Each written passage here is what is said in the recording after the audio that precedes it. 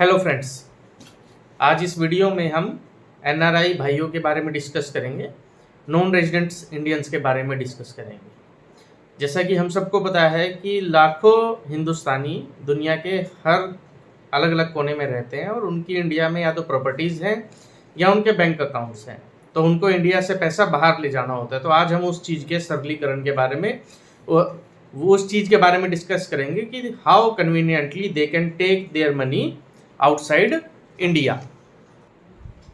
मेरा नाम है एडवोकेट मोहित गुप्ता और आप देख रहे हैं ई टैक्स हेल्पलाइन। जैसा कि हम सबको पता है कि नॉन रेजिडेंट्स जो आज अलग अलग देशों में रहते हैं उनकी इंडिया में या तो प्रॉपर्टीज़ हैं या बैंक अकाउंट्स हैं। सो किस तरीके से वो अपना पैसा इंडिया से बाहर ले जा सकते हैं और जो ले जा रहे हैं उसमें किस तरीके की उनको प्रॉब्लम्स फेस होती हैं। So let's discuss about that.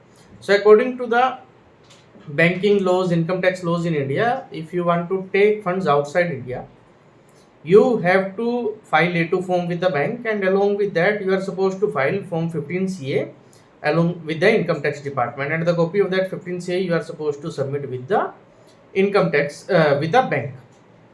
So 15CA जब आप भरते हैं तो बैंक वाले कई बार इंसिस्ट करते हैं कि 15CB भी आप लेके आइए।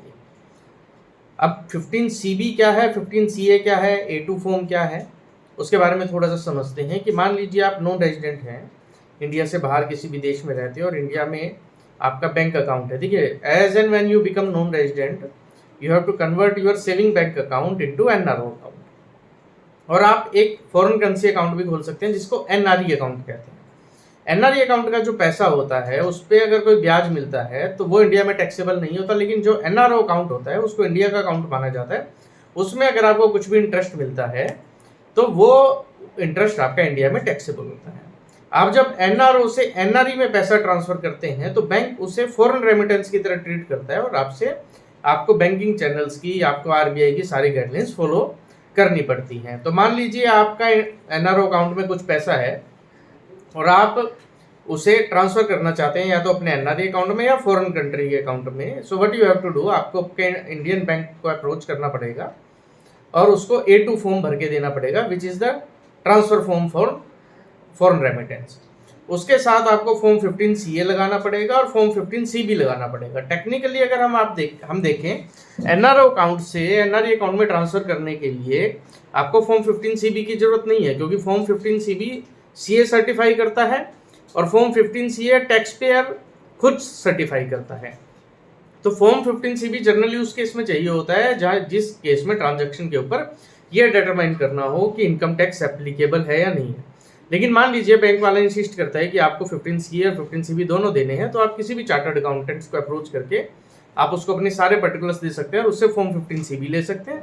फिर आप फॉर्म 15CA फाइल करवा सकते हैं उसी CA से, या खुद फाइल कर सकते हैं, और ये दोनों आप A2 फॉर्म के साथ बैंक को दे सकते हैं। बैंक क्या करेगा, बैंक आपका जो फंड्स हैं जो या तो आपके सेविंग अकाउंट में है या एनआरओ अकाउंट में है या आपके किसी रिलेटिव के अकाउंट में है, जिस भी फॉर्म के लिए, जिस भी बैंक अकाउंट के लिए, जिस बैंक अकाउंट से ट्रांसफ़र की रिक्वेस्ट के लिए आपने ये रिक्वेस्ट दी है, वहाँ से फंड ट्रांसफ़र कर देगा आपके फॉरेन करेंसी अकाउंट में या एनआरई अकाउंट में। अब इस केस में जो नेक्स्ट क्वेश्चन अराइज होता है वो ये अराइज होता है कि क्या इस ट्रांजैक्शन के ऊपर TCS कटेगा। देखिए, पहली चीज समझिए कि TCS फॉरेन रेमिटेंस के ऊपर तब लगता है या तो टोटल अमाउंट 7 लाख से ज्यादा हो, दूसरा रेजिडेंट इंडियन ने नॉन रेजिडेंट को ट्रांसफर किया हो। अगर आप खुद अपने एनआरओ अकाउंट से एनआरई अकाउंट में ट्रांसफर करते हैं तो सिंस आप खुद नॉन रेजिडेंट है, अपने अकाउंट से अपने अकाउंट में कर रहे हैं, तो उसमें TCS का प्रोविजन नहीं आएगा। दूसरा, अगर आपके रिलेटिव आपको ट्रांसफर कर रहे हैं, ये वो रिलेटिव्स हैं जो एग्जेम्प्ट गिफ्ट की डेफिनेशन में आते हैं, सो उस केस में उन रिलेटिव्स को 5% TCS अपना विदहोल्ड करवाना पड़ेगा, क्योंकि जिस अकाउंट से आपके अकाउंट में ट्रांसफर हो रहा है फॉरेन अकाउंट में, उस अकाउंट होल्डर का 5% TCS जो है ना वो बैंक होल्ड कर लेता है और उसके पैन नंबर पे डिपॉजिट कर देता है, और फिर जब वो रिटर्न भरता है तो फिर वो उसका रिफंड क्लेम कर सकता है। ऐसे ही अगर आप इंडिया में प्रॉपर्टी बेचते हैं, मान लीजिए आपकी इंडिया में एक प्रॉपर्टी, इमूवेबल प्रॉपर्टी है, आप उसको बेच के उसके फंड्स वापस बाहर ले जाना चाहते हैं, तो टेक्निकली वो जो प्रॉपर्टी आपने बेची इंडिया में उसमें इन जनरल जो प्रैक्टिस है वो ये है कि ग्रोस कंसिडरेशन के ऊपर आपका 20% टीडीएस काट लिया जाता है, फिर साथ में उसके ऊपर सरचार्ज और एजुकेशन सेस भी लगता है, जो कहीं ना कहीं 22-23% आपको पड़ जाता है। अब वो 22-23% अगर आप टीडीएस विदहोल्ड नहीं करवाना चाहते या फिर आपने प्रॉपर्टी लॉस में बेची है या एक्चुअल कैपिटल गेन के ऊपर टैक्स कम बन रहा है, तो आप सेक्शन 197 में लोअर डिडक्शन की रिक्वेस्ट फाइल कर सकते हैं। जब आपको लोअर डिडक्शन सर्टिफिकेट मिल जाता है तो उसके बाद आपका टीडीएस कम कटेगा और आप बैलेंस अमाउंट आपके फॉरेन अकाउंट में ट्रांसफर हो जाएगा।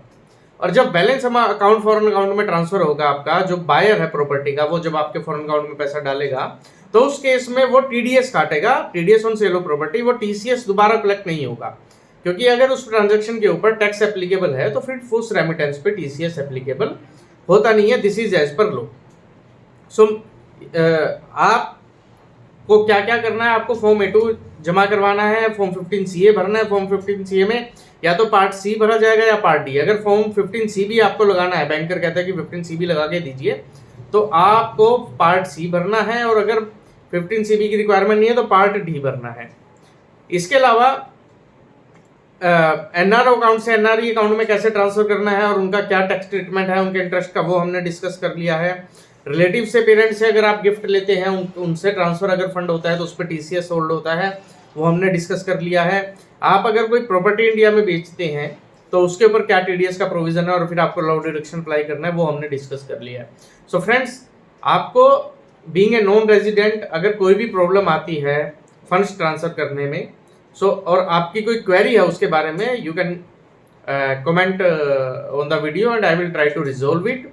If you find this video useful, please like the video, please share the video, please subscribe our page. Thank you friends.